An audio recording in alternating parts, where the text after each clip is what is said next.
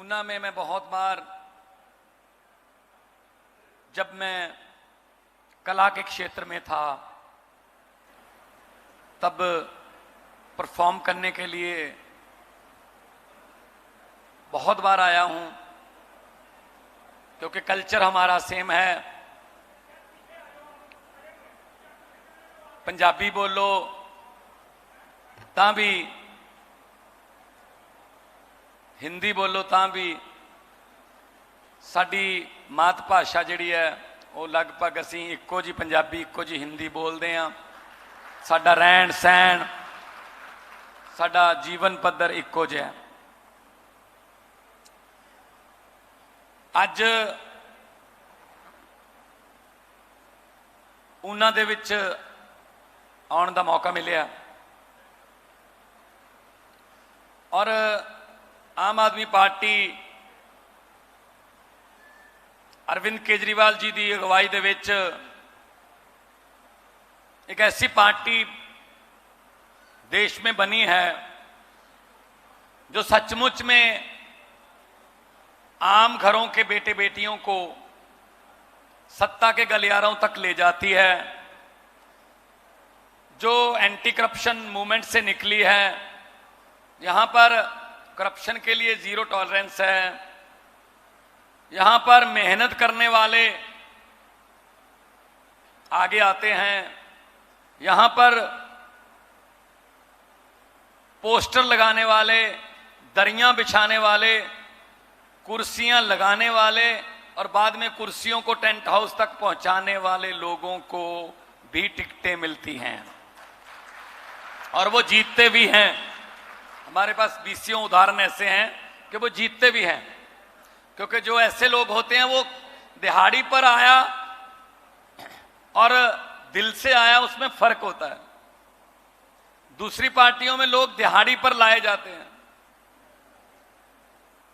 उनको कोई लालच देकर लाया जाता है, लेकिन यहां अपने आप आते हो तुम। यही चीज है जो हमारा हौसला बढ़ाती है, यही चीज है जो हमें थकने नहीं देती कि आप लोगों का प्यार जो है वो इतना ज्यादा है कि हमारा हौसला बढ़ता रहता है। अब यहां आने तक मुशक्कत भी की होगी, लेकिन यहां आने तक कम से कम सेहत तो ठीक चाहिए ना।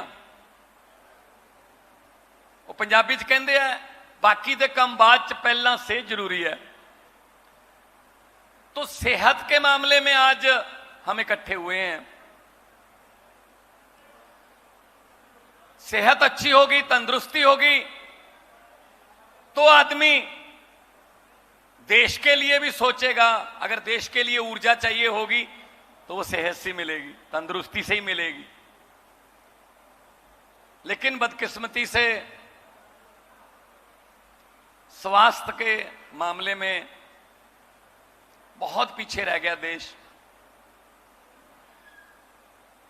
मेडिकल कॉलेज खोलने में, अच्छे अस्पताल बनाने में बहुत लेट हो चुके हैं हम। मेडिकल कॉलेज खोलने में कितना लेट हो चुके हैं, इसकी उदाहरण हमें पिछले 4-5 महीने पहले मिली, जब रशिया और यूक्रेन की जंग हुई तो हजारों भारतीय छात्र जो हैं, लड़के लड़कियां, वहां से उन्होंने गुहार लगाई, हमें यूक्रेन से बाहर निकालो, हमें जान का खतरा है। और उनके नंबर 99.1%, 99.2%, 99.7%। कोई नलायक विद्यार्थी नहीं थे वो कि यहां मौका नहीं मिला किसी और देश पे चले गए। बहुत ही इंटेलिजेंट स्टूडेंट थे वो। पंजाब से भी बहुत थे, हिमाचल से भी बहुत होंगे। उनको वापस लाया गया, उसकी भी पब्लिसिटी की गई। गंगा मिशन, भाई साहब आज से 25 साल पहले आजाद हुआ देश, हम 75 साल पहले आजाद हुए। वो क्या कारण थे कि 75 साल आजाद हुए, 75 साल पहले आजाद हुए देश के लड़के लड़कियों को 25 साल पहले आजाद हुए यूक्रेन जैसे मुल्क में पढ़ाई करनी पड़ रही है? इसके बारे में कभी किसी ने कोई मिशन चलाया? ना। नारे लगवा लो जितने मर्जी, जहाज में भी लगवा लो। तो मेडिकल की पढ़ाई में हमारे बच्चे किसी से कम नहीं है। अमेरिका में बहुत भारी परसेंटेज में जो डॉक्टर हैं वो इंडियन हैं। क्यों काम करते हैं वहां जहां उनको डिग्री के मुताबिक काम नहीं मिलता? इसको बोलते हैं ब्रेन ड्रेन। हमारा दिमाग जो है वो उधर जा रहा है। इंजीनियर, डॉक्टर, साइंटिस्ट, रिसर्चर वहां जा रहे हैं। चले तो जाते हैं वहां, लेकिन मन उनका यही है। वो दिवाली मनाने, बैसाखी मनाने, लोहड़ी मनाने यहीं आते हैं, लेकिन उनको वतन में काम नहीं मिल रहा।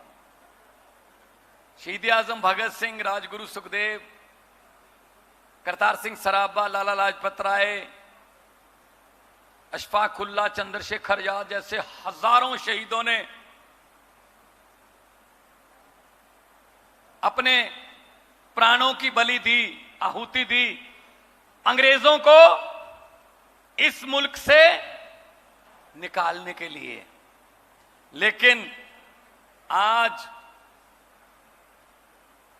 भगत सिंह की उम्र के 22-23 साल के नौजवान लड़के, भगत सिंह, राजगुरु सुखदेव के वारिस,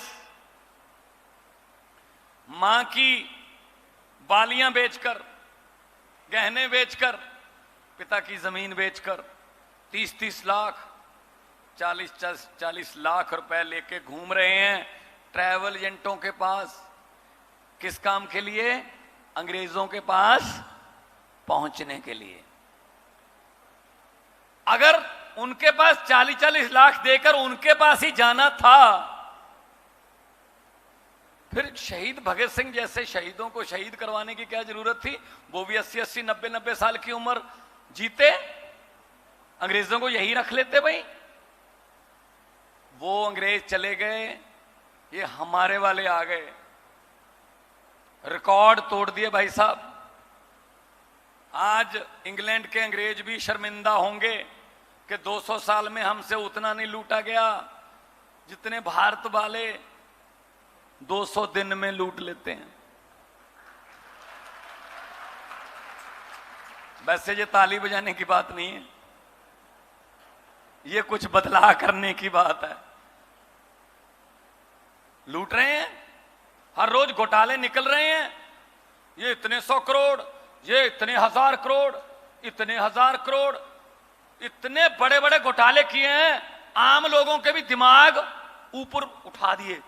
5-7 करोड़ के घोटाले की खबर हम अखबार में पढ़ना बंद कर चुके हैं। छोड़ो यार, ये तो छोटा मोटा चोर होगा, कोई बड़ी बात करो यार। किसको लूट रहे हैं? हमको ही लूट रहे हैं।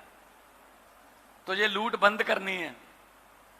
जैसे ही ये लूट बंद हो जाएगी, जनता के टैक्स का पैसा जनता पर ही खर्च होने लगेगा। इंफ्रास्ट्रक्चर के रूप में, अच्छे स्कूलों के रूप में, सड़कों के रूप में, मुफ्त बिजली के रूप में, अच्छे अस्पतालों के रूप में आपके पास आपका पैसा आएगा। तब हम कहेंगे कि आजादी है, तब हम कह सकते हैं हम आजाद हैं। वरना अंग्रेजों ने हमें 200 साल इकट्ठे गुलामी दी, हमारे यहां 5-5 साल की बारियां चल रही हैं।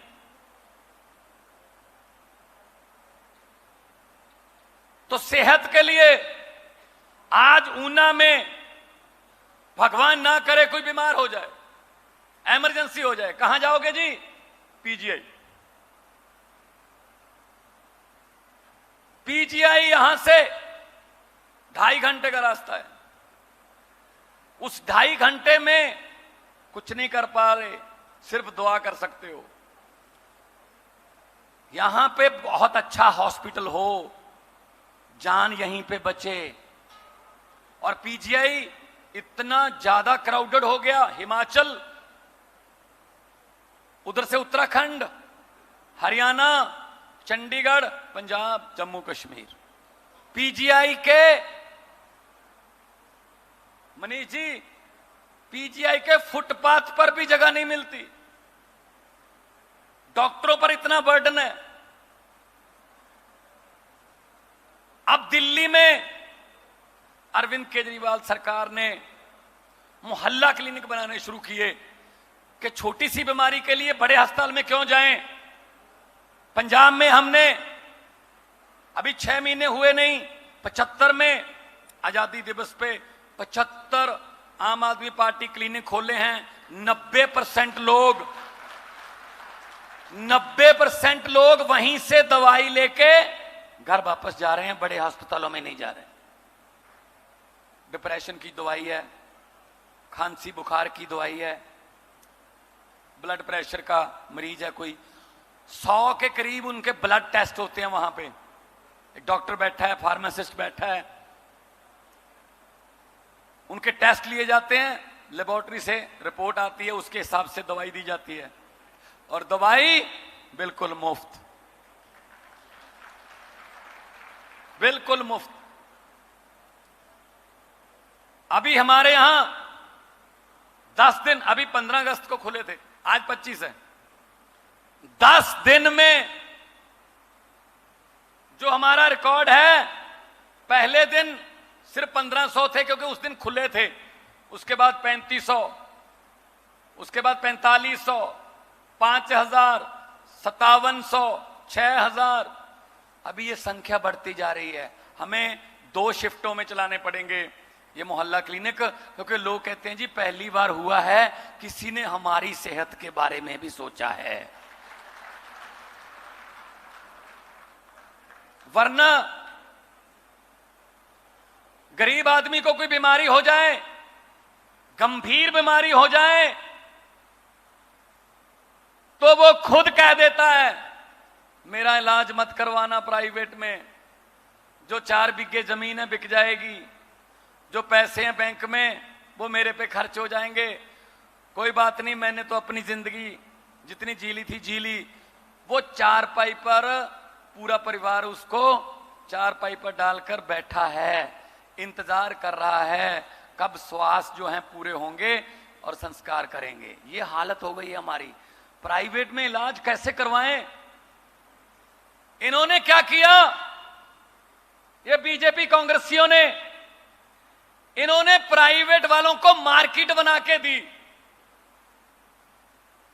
इन्होंने करोड़ों रुपए लिए और प्राइवेट वालों को बोला देखो सरकारी हम खत्म कर रहे हैं, सरकारी अस्पताल में एक मशीन, जैसा कि सुरजीत जी बोल रहे थे, 3-3 साल ठीक नहीं होगी, सरकारी अस्पताल में कोई दवाई नहीं मिलेगी, तो लोग सरकारी अस्पताल में आना बंद कर देंगे। तुम शीशे वाला प्राइवेट हॉस्पिटल खोलो, तुम्हें मार्केट बना के दे दी, कितने कस्टमर दे दिए। ऐसी स्कूलों का किया।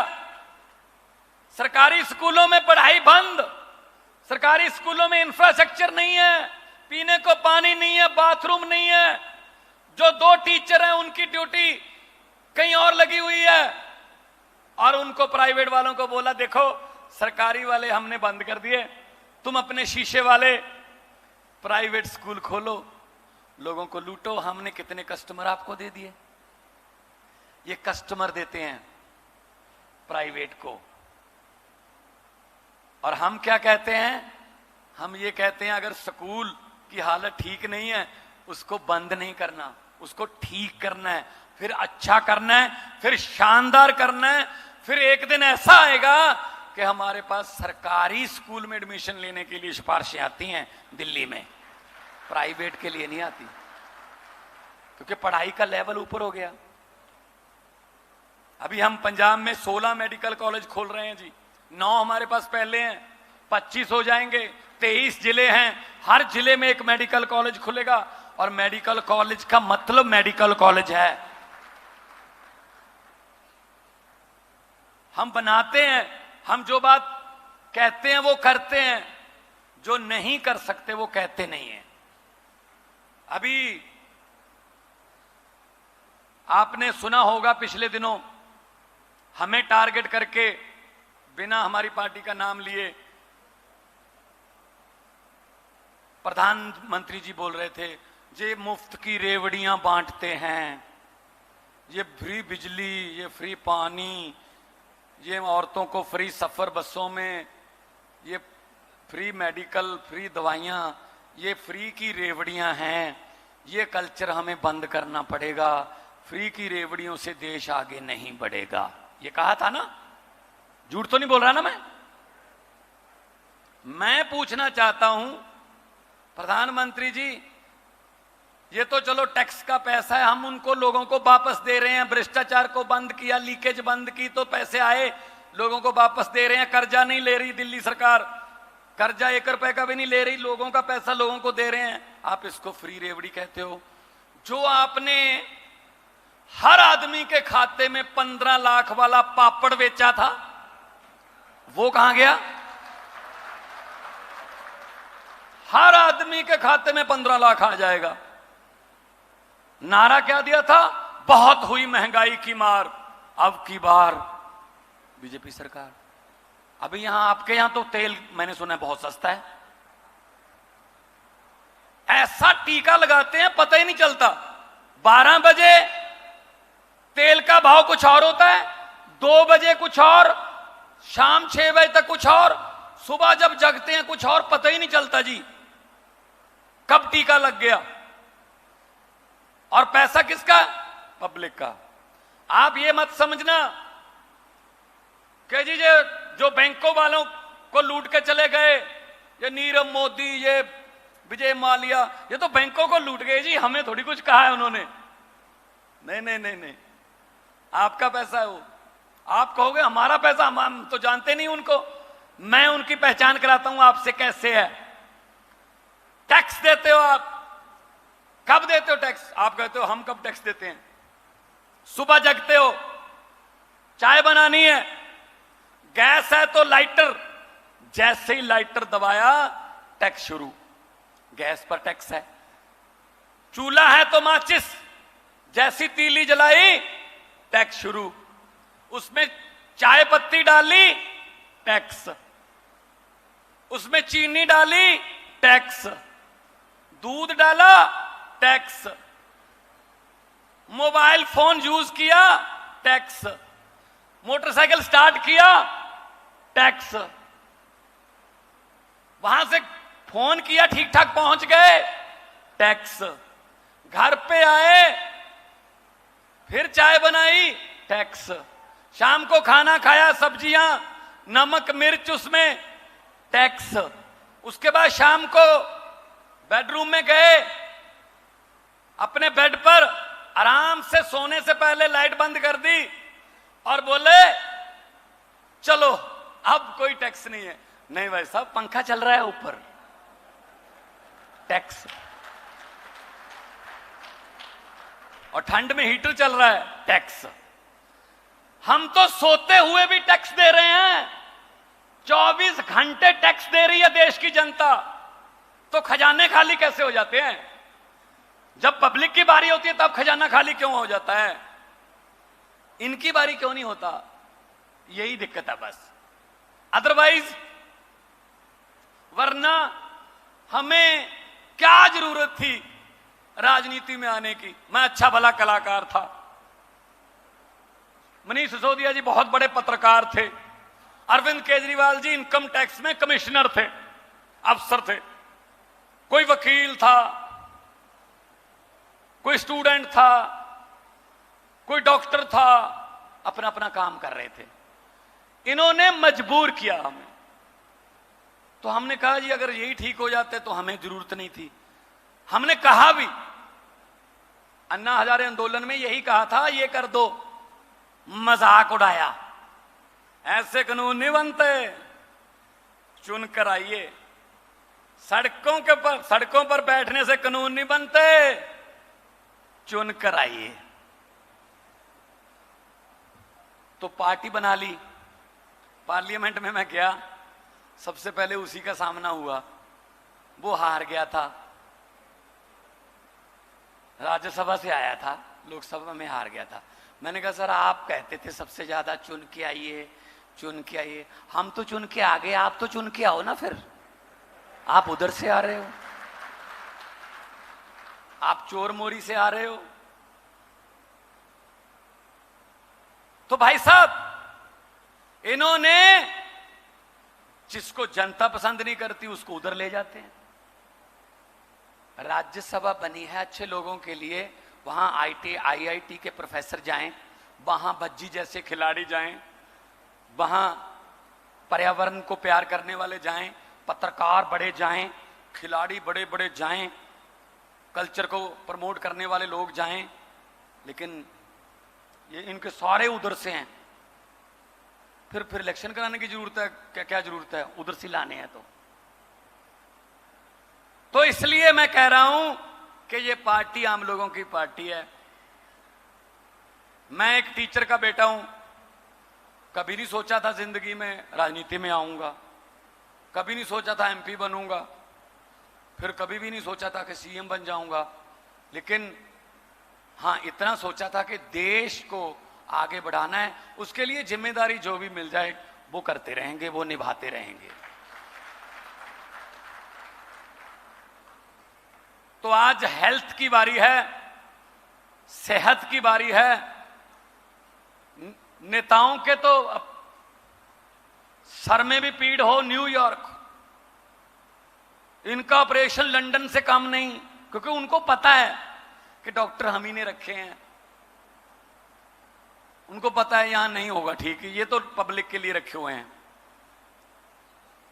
अच्छे हॉस्पिटल हों तो हमारे देश के नेताओं का भी यहीं पे इलाज हो ना, अगर उन्होंने बनवाए हों, बशर्ते कि बनवाए हों, तो अच्छे हॉस्पिटल और डॉक्टर अच्छे हैं, डॉक्टर की काबिलियत की कोई कमी नहीं है, लेकिन माहौल तो मिले ना।